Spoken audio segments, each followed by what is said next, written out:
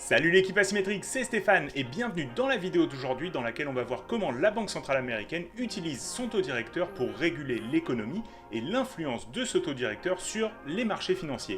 Allez, c'est parti!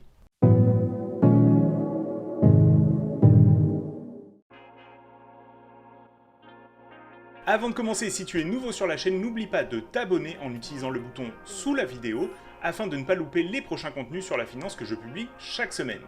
Les banques centrales des pays occidentaux ont toutes plus ou moins le même mode de fonctionnement. Ici, on va se concentrer sur la Réserve fédérale américaine car c'est la banque centrale la plus suivie à l'international de par son influence sur les marchés financiers. La Fed a 5 missions importantes. Premièrement, elle gère la politique monétaire des États-Unis de façon à promouvoir le plein emploi et la stabilité des prix. Pour ce faire, elle peut gérer le montant d'argent en circulation dans l'économie et influencer les taux d'intérêt en modifiant son taux directeur. On va voir dans la suite de la vidéo comment ça fonctionne.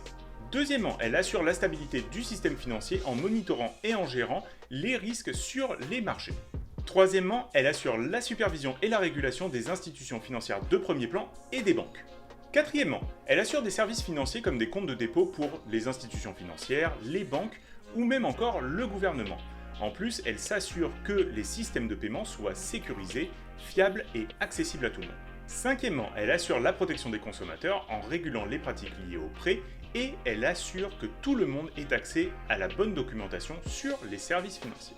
On va maintenant voir comment elle utilise son taux directeur pour influencer la politique monétaire. Le taux directeur de la Fed est le taux auquel les institutions financières acceptent de se prêter de l'argent entre elles sur du très court terme. Ce taux, il va influencer tout le reste de l'économie en définissant la valeur de la monnaie. Le but des modifications de taux directeur est de maintenir la stabilité des prix en régulant la balance entre l'offre et la demande sur les marchés.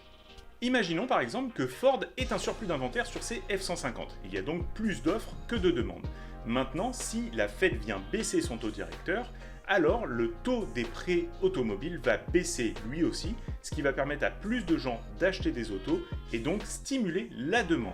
Une baisse du taux directeur a plusieurs impacts sur l'économie. Premièrement, l'épargne est moins bien rémunérée puisque les taux de rendement sur les comptes d'épargne baissent. Cela donne donc moins envie d'épargner et favorise les dépenses et les investissements. Deuxièmement, emprunter de l'argent devient plus avantageux puisque les taux sont plus bas, ce qui augmente la demande sur les biens et les services et booste en général la consommation discrétionnaire. Troisièmement, cela fait varier le prix des actifs financiers. La demande sur l'immobilier augmente puisque plus de personnes peuvent maintenant accéder à la propriété grâce à des mensualités plus faibles. Cela fait donc augmenter les prix des biens. Pour ce qui est des obligations, la baisse du taux directeur va faire baisser leur taux de rendement et donc les rendre moins attractives. De cette façon, les capitaux vont ruisseler vers d'autres classes d'actifs comme les actions par exemple. Quatrièmement, le taux de change va diminuer puisqu'il y aura moins d'étrangers qui vont vouloir s'exposer au dollar au vu de rendements moins importants sur les dépôts. Par contre, les exportations devraient augmenter puisqu'il sera plus intéressant pour des étrangers d'acheter des biens américains au vu d'un taux de change avantageux. Les importations, elles, devraient diminuer puisqu'il sera moins avantageux pour des Américains d'importer des biens étrangers à cause du taux de change qui n'est pas à leur avantage, ce qui peut aussi causer de l'inflation sur les biens d'importation. Depuis 2012, la Fed a rendu publique sa politique monétaire basée sur une cible d'inflation à 2%. Pour cela, elle se base sur l'indice de consommation personnelle PCE, ce qui nous donne une bonne indication pour anticiper les prochains moves de la Fed concernant son taux directeur. Toutes les 6 semaines, le comité de la Fed se réunit pour discuter de la politique monétaire et à ce moment-là, il peut y avoir des changements de taux directeur qui sont en général plutôt faibles, de l'ordre de 0,25% pour maintenir la stabilité des prix, sauf dans des cas extrêmes comme par exemple durant la crise sanitaire.